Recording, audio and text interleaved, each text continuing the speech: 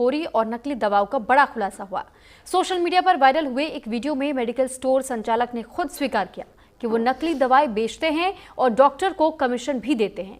उन्होंने कहा कि हम 50 रुपए की दवा 300 रुपए में बेचते हैं, डॉक्टर कमीशन के लिए मजबूर करते हैं। इस खुलासे से शहर में हड़कंप मच गया है। प्रशासन और स्वास्थ्य विभाग ने तुरंत कार्रवाई करते हुए अन्नपूर्णा मेडिकल स्टोर पर छापा मारकर और दुकान को सील कर दिया। दवाओं के सैंपल जांच के लिए भी भेज दिए गए हैं। मामले की जांच जारी है।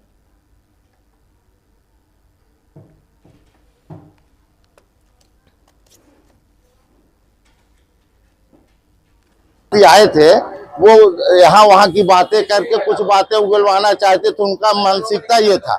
लेकिन हमने उनको ये बताया कि जो भी दवाइयाँ रीवा में चलती हैं बेची जाती हैं, तो वो नई ब्रांड को देहात का आदमी नकली समझता है और जर्निक को ही नकली समझता है। तो साफ बात हमने उनको बताया कि कुछ देहात के लोगों को कहना ऐसा हो जाता है, तो हम उसको नकली मानो असली मानो। जो भी दवा है वो तो डॉक्टर लिखेंगे, नई दवाइयाँ कंपनी की होती है वो तो समझ नहीं पाते।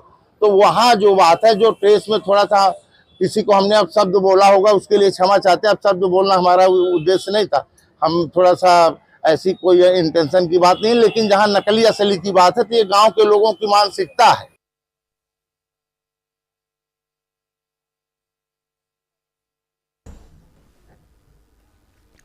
तो फिलहाल देखिए किस तरीके से मेडिकल जगत में भी इस वक्त इस तरीके की खबरें आपने अक्सर देखी और सुनी होंगी, क्योंकि अब तक ऐसे कई मामले सामने आ चुके हैं जब ड्रग हाउस में इसी तरीके की सप्लाई होती है, यानी कि नकली दवाओं का सेवन लोग कर रहे हैं, क्योंकि उन नकली दवाओं की खेप इन दुकानों तक, इन मेडिकल स्टोर्स तक पहुंच रही है और फिर लोगों को ये नकली दवाइयां दी जा रही हैं। जिन लोगों को मेडिसिन के बारे में बहुत ज़्यादा जानकारी नहीं है, ऐसे में उन लोगों के लिए जान का खतरा ज़रूर साबित हो सकता है, क्योंकि इस नकली दवाइयों में कई ऐसी भी दवाइयां हैं जिनके डेट्स तक बदले जा रहे हैं। यानी आप इससे ये अंदाज़ा लगा सकते हैं कि अगर आप कोई एक्सपायरी दवा खाते हैं और एक्सपायर्ड डेट को हटा करके उस सिर्फ डेट को बदल दिया जाए और फिर वही दवाई आपको बेच दी जाए, आप सोचिए कि उस पेशेंट की स्थिति क्या होगी। तो फिलहाल ये पूरा मामला मध्य प्रदेश के रीवा से सामने आया, जहां एक मेडिकल स्टोर को सील इस बात पर कर दिया गया क्योंकि इस दुकान में नकली दवाइयां बेची जा रही थी और वो भी बेहद बड़े मुनाफे पर। क्योंकि एक दवाई का जो पूरा एक स्लैब होता है, जो एक पूरी पत्ती होती है, उन टैबलेट्स के एक पूरे पीस को वो लगभग 50 रुपए के टैबलेट जो बिकने चाहिए उसे 300 रुपए में बेचते थे। यानी सिर्फ और सिर्फ मुनाफाखोरी के लिए दूसरों की जान को दांव पर लगाया जा रहा है। और कैसे इस वक्त ये मार्केट धड़ल्ले से चल रहा है, अभी न जाने इसमें और कितने लोग इन्वॉल्व हैं, न जाने अभी और कितने लोगों के इसमें नाम सामने आ सकते हैं अगर जांच होती है तो। क्योंकि फिलहाल ये एक तरीके से ड्रग्स माफियाओं का जो धंधा इस वक्त चल रहा है, क्योंकि मेडिकल की जगत में भी आप देखिए कैसे लोगों को ना केवल लूटा जा रहा है लेकिन उनकी जिंदगियों के साथ भी खिलवाड़ किया जा रहा है। जो आम जनता, चाहे हम डॉक्टर्स की बात करें या फार्मासिस्ट की बात करें, इन लोगों को एक तरीके से भगवान का दर्जा देती है, लेकिन ये वही लोग हैं जो बाकी लोगों के साथ में, उनकी जिंदगियों के साथ में खिलवाड़ कर रहे हैं।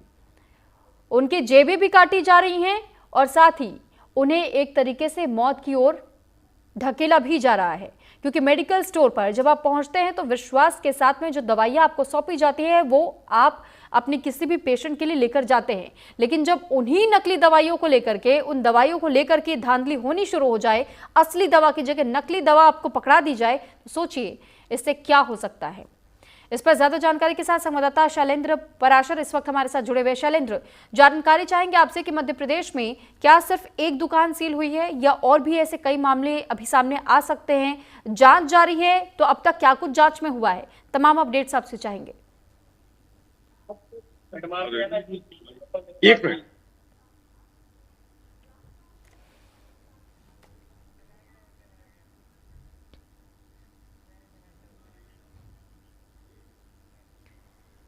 शैलेंद्र, क्या आपको मेरी आवाज मिल रही है?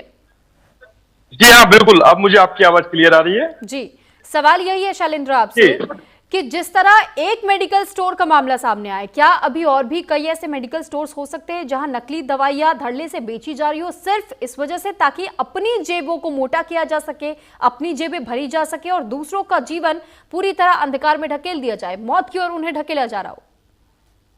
बिल्कुल सुरभि, बता दूंगा जिस तरह से रीवा का यह मामला सामने आया, इस मामले में यह वीडियो वायरल हो रहा था दवाइयों को लेकर। जो वीडियो वायरल हुआ उसके बाद सरकारी महकमा हड़कंप मचा और तमाम जो मेडिकल रीवा, सतना और तमाम प्रदेश के मेडिकल है उसके ऊपर अब जांच की बात हो रही है। और इस मेडिकल के साथ साथ अन्य मेडिकल की भी जांच हो रही है, कौन कौन सी ऐसी दवाइयां थी जो बेची जा रही है। तो इन तमाम सवालों के ऊपर जिस तरह से अभी ड्रग इंस्पेक्टर अभी सोए हुए थे प्रदेश के, छिंदवाड़ा कफ सिरप के बाद भी पूरे प्रदेश में भारत सरकार को WHO ने एडवाइजरी जारी की, मध्य प्रदेश में भी यहाँ पर जारी हुई। उसके बावजूद अब जब ये सोशल मीडिया पे वीडियो वायरल होता है तो रीवा की टीम एक्शन में आती है और अब उस मेडिकल के दस्तावेज खंगालने की कोशिश की जा रही है। सुरभि, ठीक है शैलेंद्र, लेकिन इससे पहले आखिर ये महकमा एक्टिव क्यों नहीं होता? जब इस तरीके के मामले सामने आते हैं उसके बाद से छापेमारियां शुरू हो जाती हैं, कई और भी लोग पकड़े जाते हैं, लेकिन अगर पहले से इस तरीके की जांच समय समय पर होती रहे तो क्या इस तरीके के कारोबार को रोका नहीं जा सकता है? समय रहते ही कई लोगों की जिंदगियां बचाई नहीं जा सकती हैं? बिल्कुल सुरभि, इस बात को नकारा नहीं जा सकता। अगर सरकार सख्ती से अगर काम लेती है, जिस तरह से मध्य प्रदेश में 27 ड्रग इंस्पेक्टर है जिनकी जिम्मेदारी कई जिलों में दी जाती है, बावजूद प्रदेश में कई मेडिकल संचालित होती है, जिस मेडिकल पर बिना फार्मासिस्ट के दो मेडिकल संचालित होती है, रेंट की कवायद चलती है। इसके बावजूद अगर देखें तो प्रदेश में ये मामले बढ़ते नजर आते हैं और नकल तब कसी जाती है जब सीएम आदेश देते हैं, सीएस आदेश देते हैं। लगातार सीएम द्वारा कमिश्नर कलेक्टर की प्रदेश भर में बैठक की जाती है। इसके बाद अब ये सख्ती होने के बावजूद भी आप देखते हैं कि आज 292 बच्चों का उनकी आंखें चली जाती हैं और फिर उसके बाद भोपाल कलेक्टर कौशलेंद्र सिंह द्वारा भी बोला जाता है कि 38 कार्रवाई की जाती है। तो क्या ये कागजों में कार्रवाई होती है? ये बड़ा सवाल उठता है। सोशल मीडिया में वीडियो वायरल होता है, उसके बाद क्या कार्रवाई होती है? इस तरीके की कार्रवाई के बाद अभी भी मध्य प्रदेश सरकार शैलेंद्र, उन ड्रग्स माफियाओं का क्या जो इस तरीके से दवाइयां नकली स्तर पर लेकर के आते हैं, अपने मेडिकल स्टोर में रखवाते हैं और उसके बाद से वो आम जिंदगियों के साथ में खिलवाड़ करते हैं, क्या इन ड्रग्स माफियाओं पर भी किसी प्रकार से लगाम लगाने की कोई व्यवस्था की जा रही है या फिर किसी भी तरह इस मामले को लचर तौर पर छोड़ दिया जाता है उनसे किसी प्रकार से? क्योंकि कई ऐसे मामले अब तक सामने आ चुके हैं कि घूस लेकर मामले को दबा दिया जाता है। तो भी बहुत बड़ा सवाल है। इसमें साक्षात देखा जाए तो मध्य प्रदेश के साथ देश में भी ये बड़ा सवाल आता है। जिस तरह से मध्य प्रदेश में इंदौर, पीथमपुर सहित रतलाम, देवास, उज्जैन में बड़ी दवा कंपनी है जो कि 76 अमानक दवाइयां बनाती हुई भी है, सरकार घोषित भी करती है, WHO भी उस पर नकल कसती है, भारत सरकार को भी सख्ती करती है, देश द्वारा सेंट्रल द्वारा राज्य सरकार पर भी सख्ती होती है। लेकिन बावजूद इसके सोते हुए अगर लोग हैं और इस बड़े ड्रग नेक्सस को तोड़ना एक बहुत बड़ा बात है, क्योंकि यहाँ पर IAM द्वारा डॉक्टर यहाँ पर पूरा प्रदर्शन कर लेते हैं। दूसरी ओर अगर हम देखें तो मेडिकल एसोसिएशन है तो उनके द्वारा भी पूरी जगह हड़ताल कर दी जाती है। तो इस ड्रग नेक्सस को, इस भ्रष्टाचार को, इस लोगों को तोड़ना सरकार के लिए भी शायद बहुत बड़ी बात है, क्योंकि इसके ऊपर एक अच्छा खासा काम कर रहा है नेक्सस और कहीं ना कहीं मिलीभगत भी सामने आती है।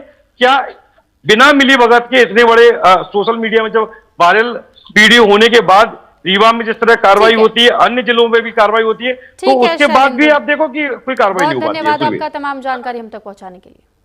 तो वहीं देखिए, दुनिया की तीसरी सबसे बड़ी वैल्यूएबल कंपनी माइक्रोसॉफ्ट